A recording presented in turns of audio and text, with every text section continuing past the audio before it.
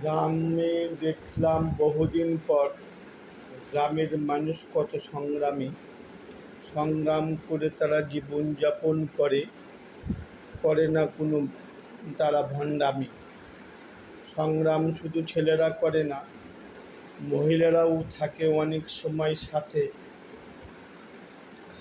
উভয়ে মিলে তারা সংসার চালায় সব সময় নিজ হাতে। কিছু কিছু ক্ষেত্রে ব্যতিক্রম দেখছি।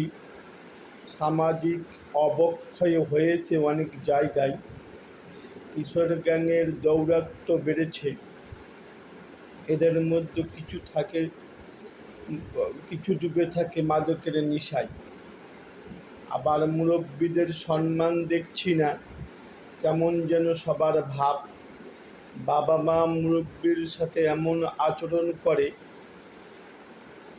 অনেকটা সামাজিক শিক্ষার অভাব।